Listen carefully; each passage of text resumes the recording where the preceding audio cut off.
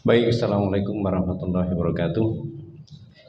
Innal hamdalillah nahmadu wa nasta'inu wa nastaghfiruh wa na'udzu billahi min shururi anfusina wa min sayyiati a'malina may yahdihillahu fala mudhillalah wa may yudlil fala hadiyalah.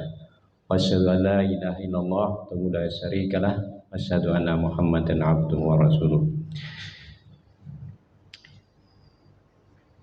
Bapak Ibu yang saya hormati, pada kesempatan kali ini kita akan memulai sebuah proses di mana ini merupakan sebuah ikhtiar yang kami lakukan dari bekerjasama antara Abu Hana dengan Abu Ghifari dari Masjid Al-Jannah dan kita semua untuk mengawali sebuah proses di mana proses ini akan sangat bermanfaat bagi siapa?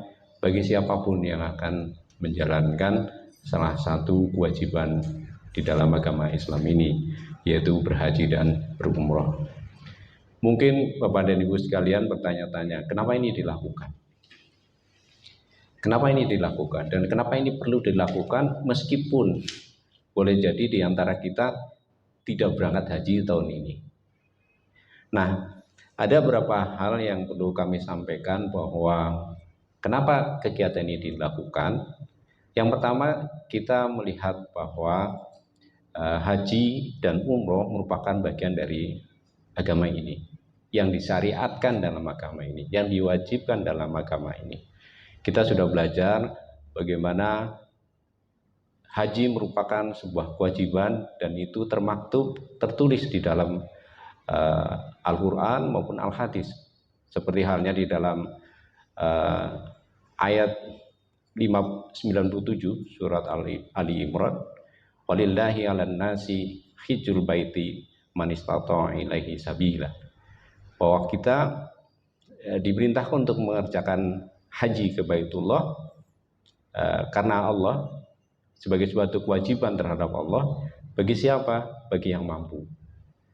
Nah, kalau kita belajar nanti dari Ustadz kita Abu Hana, maka kita akan tahu batasan istato'ah itu seperti apa. Apakah cuma sekedar uang? Apakah cuma sekedar kesempatan? Apakah ada istato'ah yang lain? Kalau dalam bahasa kebijakan dalam pelaksanaan haji, istato'ah itu lebih condong kepada masalah kesehatan saja, badan. Nah, nanti kita akan pelajari apa itu istato'ah. Kemudian kita juga mesti memperbaiki diri bahwa berhaji itu bukan karena ingin dipanggil Pak Haji atau Bu Haji ya, tetapi karena Allah. Wa atimul hajja wal umrata lillah, karena Allah. Kemudian yang kedua, boleh jadi kita sering mendengar, kenapa belum berhaji? Karena belum dapat panggilan. Padahal dalam Al-Quran surat Al-Hajj ayat 27, Allah sudah mengumumkan melalui salah satu manusia terbaik, yaitu Nabi Ibrahim alaihissalam, wa'adzin fin nasi bil haji ya'tuka rijalan wa ala kulli dhamirin ya'tina min kulli fajin amik. Artinya apa? Berhaji sesuatu yang sudah dipanggil. Pertanyaannya, kenapa tidak berhaji? Nah, kenapa tidak berhaji? Padahal Allah sudah mengumumkan melalui nabinya Nabi Ibrahim alaihissalam kepada manusia agar berhaji. Nah, kemudian dalil yang lain yang kita sudah pelajari bahwa haji merupakan salah satu, kalau kita ikut kajian Abu Hana beberapa waktu yang lalu, tiang ya, bangunan Islam terdiri dari tiang-tiang dan 5 tiang. Salah satu tiangnya adalah melaksanakan ibadah haji, bahwa bunyanul Islam ala khamsin, dan 5, dari bersahadat sampai kemudian berpuasa di bulan Ramadan. Dan perintah-perintah yang lain yang bisa kita temukan dalil-dalilnya. Itu satu, bahwa haji dan umroh merupakan bagian dari syariat Islam. Artinya sesuatu yang Allah telah wajibkan, Allah telah tetapkan untuk dikerjakan oleh kita sebagai orang yang mengaku beragama Islam, sebagai seorang muslim, sebagai seorang mukmin untuk melaksanakan haji. Itu alasan yang pertama, kenapa kegiatan ini dilaksanakan. Kemudian kegiatan yang kedua, bahwa haji dan umroh merupakan ibadah yang membutuhkan biaya yang banyak. Artinya kita mesti menyisihkan pendapatan penghasilan kita untuk berhaji. Bukan perkara yang ringan, bukan perkara yang murah, tetapi mahal. Kita lihat bahwa perjalanan ibadah haji tahun ini biaya per orangnya, per kepalanya 93,4 juta. Dan ini ditetapkan oleh pemerintah, dan yang ditanggung oleh jemaah haji 56 juta. Nah, sisanya itu diambil dari biaya pemanfaatan iuran haji dan juga ada dana dari APBN. Artinya 93 kita membayar kurang lebih ya mendekati 60 juta, dan nanti ditambah dengan uang saku kita berarti akan lebih dari itu. Kalau reguler artinya dia mesti menunggu kurun waktu tertentu, nanti di belakang ada berapa waktu dia harus menunggu. Bagaimana dengan mereka yang mengkhususkan diri dan ingin lebih cepat sampai ke tanah suci dalam rangka berhaji? Maka biayanya tidak kalah mahal. Barangkali jual satu rumah di Pesona Cilebut satu, ya bisa untuk berhaji satu orang. Kalau ada 2, 3 berarti mesti punya 2, 3 rumah. Subhanallah, mahal. Ini alasan kenapa kegiatan ini dilakukan. Karena apa? Ongkos untuk berangkat hajinya mahal. Kemudian yang ketiga, kenapa kegiatan ini dilakukan? Karena waktu tunggunya subhanallah lama. Kalau Bapak dan Ibu punya keluangan rezeki yang banyak, Bapak dan Ibu bisa berhaji dalam kurun waktu mungkin sekitar 7 tahun. Tapi kalau Allah memberikan kenikmatan, misalnya dapat undangan dari kerajaan Saudi, nah, sekarang diundang, insya Allah sekarang berangkat.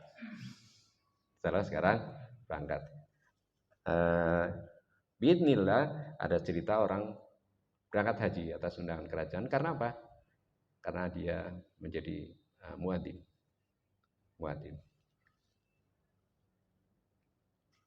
Allah memberi rezeki kepada yang dia kehendaki tanpa pandang bulu. Sebaliknya, orang yang sudah punya uang, sudah berangkat haji, tidak jadi berangkat haji karena apa? Karena ada iwaswis, karena ada subhat. Tinggal berangkat pulang.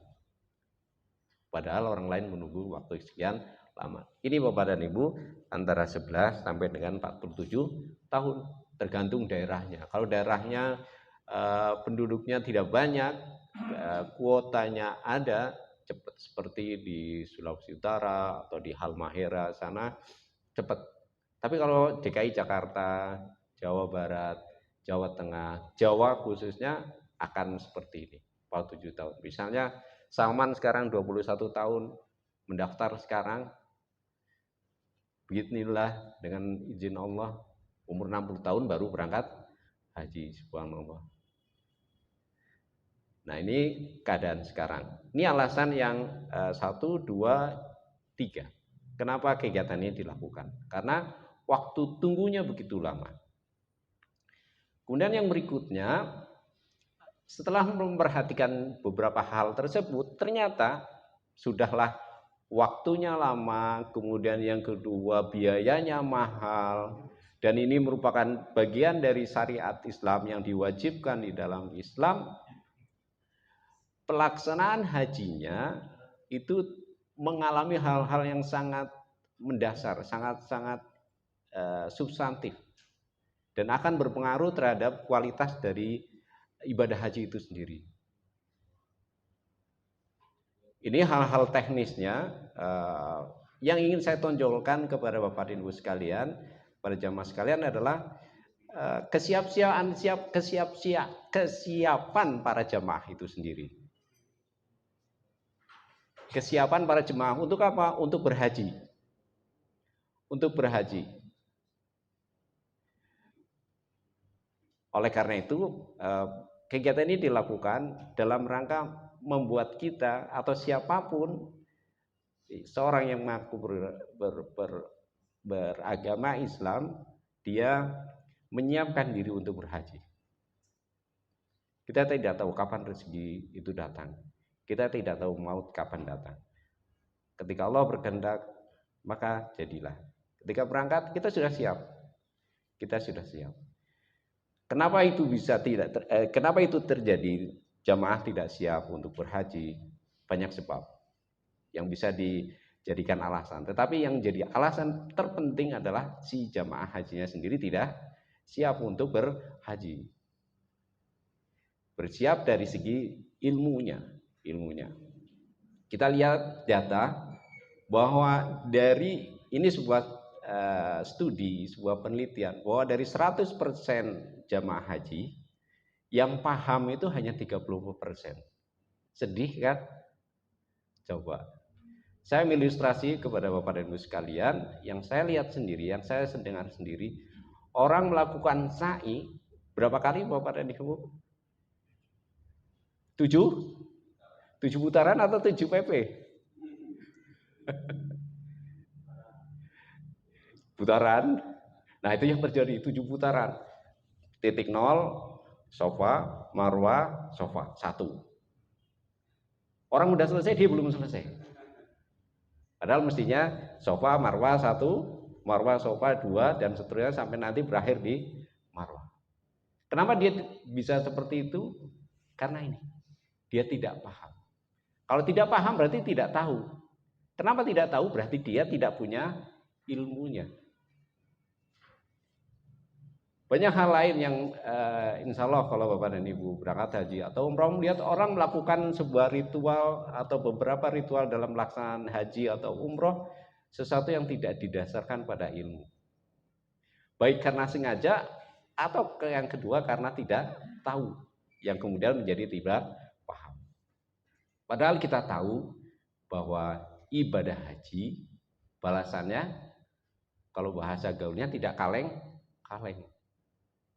Al-hajju al-mabruru laisa jaza'u ila jannah. Jadi sepadan, waktu tunggu lama, biaya mahal, kemudian kesempatannya juga jarang. Kalau mabrur sepadan. Tapi bagaimana kalau tidak mabrur karena ketiadaan ilmu? Naudzubillah. Nah, ini alasan kenapa kegiatan ini dilakukan. Dan buat ibu-ibu, para perempuan, maka balasannya juga tidak kalah agungnya, bahwa seorang perempuan yang berhaji, dia akan mendapatkan keutamaan seperti seorang yang berjihad.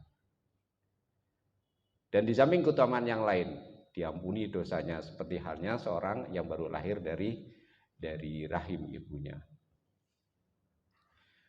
Baik, nah kegiatan ini juga dilandasi oleh sebuah sebuah kebijakan dari pemerintah, bahwa pemerintah menghendaki agar pelaksanaan haji ini terlaksana berdasarkan kemandirian. Maksudnya apa? Jamaah haji mandiri dalam pelaksanaan ibadah haji, sehingga kemudian tidak tergantung kepada siapa, mungkin kepada pembimbing, mungkin kepada mutawif atau kepada orang lain, sehingga kemudian dia tidak menjadi buih di mana ombak ke kanan dia ke kanan, ombak ke kiri dia ke kiri. Akhirnya dia kecapean.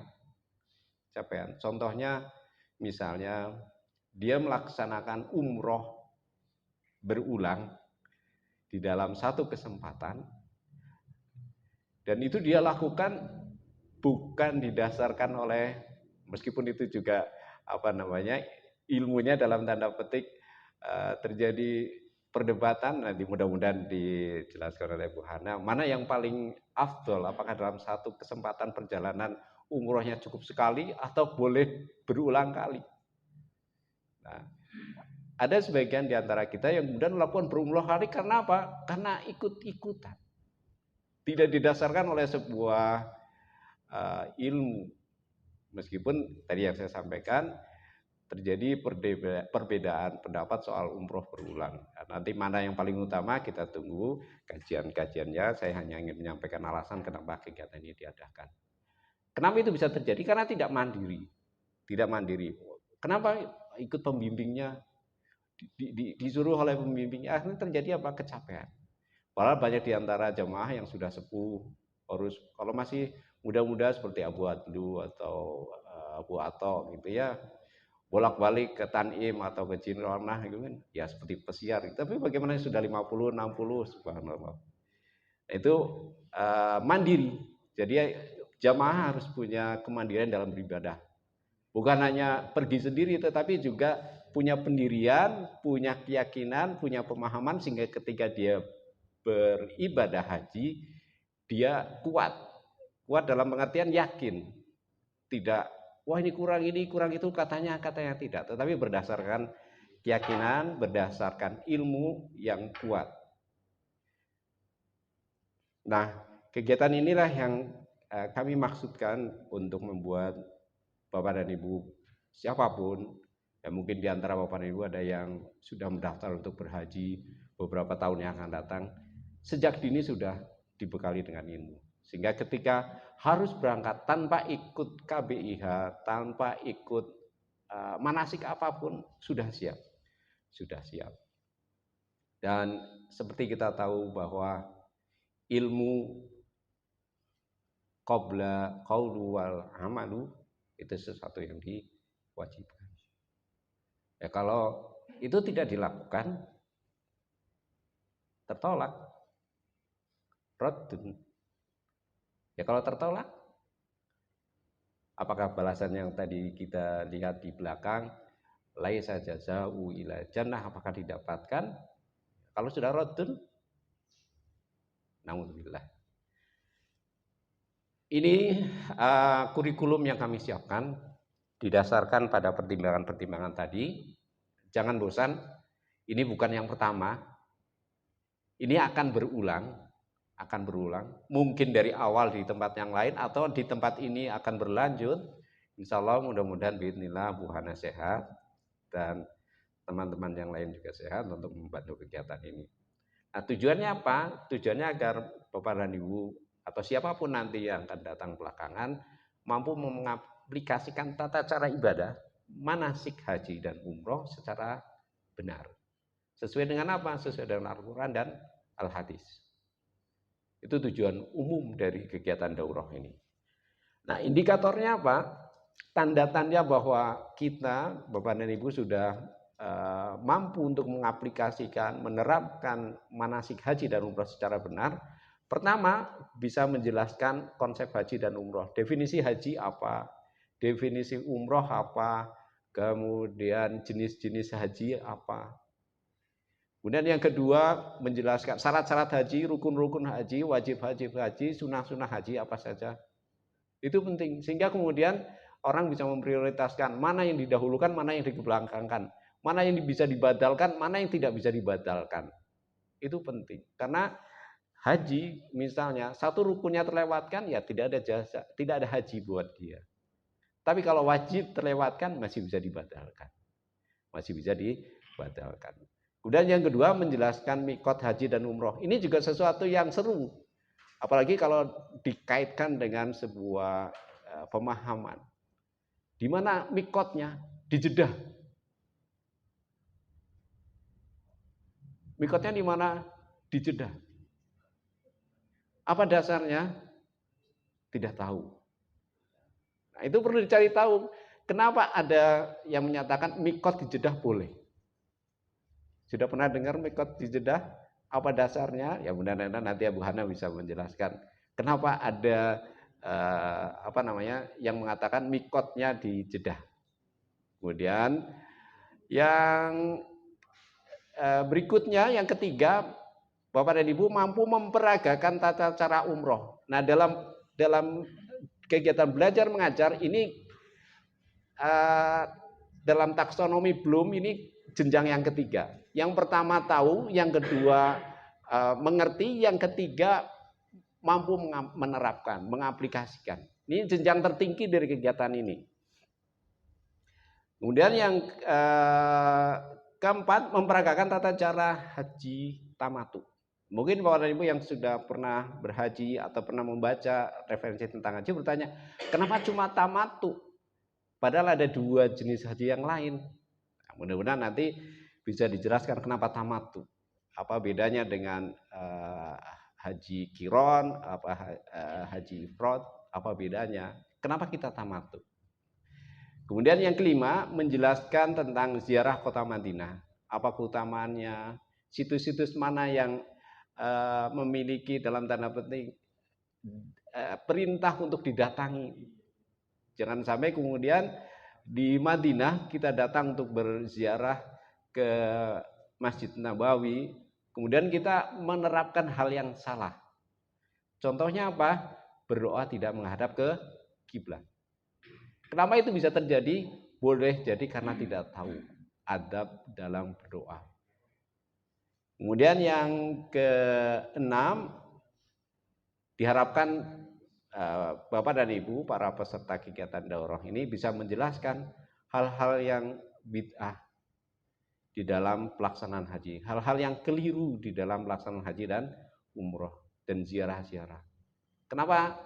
Kalau Bapak dan Ibu menyaksikan, mungkin kalau belum kesempatan umroh atau haji, kalau sudah haji dan umroh, maka Bapak dan Ibu kita bisa melihat orang melakukan hal-hal yang nyeleneh gitu ya, menuliskan sesuatu di tempat-tempat misalnya di Jabal Rahmah, atau di tempat-tempat lain di sekitar Mekah, atau menyaksikan orang mengumpulkan batu di sekitar di sekitar Ka'bah, di pegunungan-pegunungan, mengumpulkan buat apa? Nah, itu mungkin mudah-mudahan nanti Abu Hana bisa jelaskan hal-hal yang menjadi kekeliruan, hal-hal yang diadakan dalam pelaksanaan haji dan umroh. Nah, ini kurikulumnya, Ibu dan Bapak. Nah, ini yang kemarin sudah didiskusikan antara pihak masjid, Pak Aris, Abu Kifari, Abu Hana, Ustadz Duna. Ini hal-hal yang mudah-mudahan nanti sampai ke sana. Yang 6 tadi dirinci lagi menjadi hal-hal sub-sub materi yang kita ceritakan tadi. Ada makna haji, kemudian ada rukun haji, ada macam-macam haji, kemudian ada mikot zamani dan mikot makani dan seterusnya. Kemudian tata cara umroh, bagaimana kita menyiapkan diri di tempat kita berada sekarang, kemudian sampai kemudian kita pulang dari tempat haji. Dan ini tata cara haji tamatu untuk memberikan gambaran kepada Bapak dan Ibu sekalian bagaimana jemaah haji Indonesia melakukan haji. Dan bagaimana kalau nanti kita biidznillah bisa berangkat haji, dan inilah tata caranya. Sehingga sampai di sana sudah siap mental, seperti kajian Abu Hana tadi pagi, sudah terbiasa. Tanpa berpikir, tanpa memikirkan, sudah dilakukan. Dalam bahasa pendidikan disebut dengan subhanallah, lupa. Dalam bahasa tadi pagi Abu Hana mengatakan apa? Kalau sudah biasa gitu, adab. Dalam bahasa Inggrisnya dalam pendidikan namanya habituasi. Tanpa memikirkan jalan, otomatis. Kenapa? Karena sudah memikirkan, sudah membaca, sudah mempelajari dan seterusnya. Kemudian yang kelima, ziarah kota Madinah. Apa keutamaan kota Madinah? Situs-situs apa yang kita datangi dalam rangka beribadah gitu ya. Karena memang ada perintahnya, dan keutamaan apa yang akan didapatkan. Dan ini adalah yang keenam, bid'ah serta kekeliruan dalam haji, umroh dan ziarah. Sebelum berangkat, terkait ihram dan talbiyah, dalam tawaf gitu ya, naudzubillah. Ada aja jamaah haji. Bukan hanya Indonesia ya. Indonesia lebih ketara ya, karena kita terbiasa dengan lingkungan orang Indonesia. Dari luar juga begitu sama. Kemudian dalam sa'i yang seperti saya ceritakan tadi, ketika wukuf di Arafah, Apa yang harus dilakukan ketika di wukuf? Apakah jalan-jalan? Apakah merokok? Naudzubillah. Apa yang dilakukan? Mudah-mudahan nanti Abu Hana bisa cerita apa yang terjadi, apa yang diharapkan manusia, apa yang disyaratkan kepada manusia ketika berhaji di Arafah. Al-Hajju al-Arafah. Haji adalah Arafah. Itu yang membedakan antara haji dan umroh. Maka tidak ada orang yang berhaji kalau dia tidak berwukuf di Arafah. Meskipun dia sakit, meskipun dia tidak berdaya, sebisa mungkin meskipun sesaat diupayakan dia sampai ke Arafah untuk berwukuf. Kemudian di Musdalifah, apa yang dilakukan ketika di Musdalifah? Mudah-mudahan nanti Abu Hana bisa cerita, bisa menjelaskan apa dalil-dalil amal-amal yang harus dilakukan ketika Musdalifah. Kemudian melempar jumroh. Kemudian terkait hadyu, ini juga menarik hadyu. Kenapa menarik? Ada yang mengatakan semua penyembelihan itu disebut dengan dam. Apakah begitu? Nah, mudah-mudahan nanti Abu Hana sampai ke sana. Dan hal lain terkait dengan manasik haji. Dan yang ketujuh, ini soal tazkiyatun nufus, pencucian diri, agar Bapak dan Ibu ketika berangkat haji itu karena lillah, karena Allah, bukan karena linnas atau karena sebab yang lain. Baik, ini waktu pelaksanaan daurah haji dan umroh kami rencanakan durasinya panjang, jangan bosan ya. Nanti undangannya mudah-mudahan tiap bulan ada gitu, dan mudah-mudahan Pak Haris juga sehat, kita juga sehat, Abu Hana juga sehat, sehingga kita bisa melakukan ini selama paling tidak 12 kali pertemuan. Mungkin bisa diperpendek tergantung tergantung kesempatan dan mungkin ada hal-hal lain. Tapi yang ingin saya sampaikan bahwa ini kegiatan jangka panjang, terus berulang untuk menyiapkan diri kita, Bapak dan Ibu, melaksanakan ibadah haji. Dan mudah-mudahan Abu Hana setuju dengan saya, kalau ada sebagian di antara Bapak dan Ibu atau mungkin ada saudara atau kelompok di sana yang menginginkan daurah yang sama, mudah-mudahan kegiatan di sini tinggal di copy paste di sana. Mudah-mudahan Abu Hana setuju ya, di copy paste. Mungkin waktunya bisa lebih pendek tergantung kebutuhan. Tapi karena ini sesuatu yang tamatu ya, berleha-leha, maka ini kegiatan sengaja dibuat per bulan. Dan pesertanya tidak dibatasi, siapapun boleh dari kalangan umum bisa menghadiri kegiatan ini. Demikian yang bisa saya sampaikan, alasan-alasan pertimbangan kenapa kegiatan ini dilakukan. Semoga kegiatan ini mendatangkan manfaat buat kita dan mendatangkan keridhaan dari Allah Subhanahu wa taala, dan juga bermanfaat buat Bapak dan Ibu sekalian yang akan berangkat haji di waktu-waktu mendatang. Demikian yang bisa saya sampaikan. Subhanakallahumma bihamdika asyhadu an la ilaha illa anta astaghfiruka wa atubu ilaik. Assalamualaikum warahmatullahi wabarakatuh.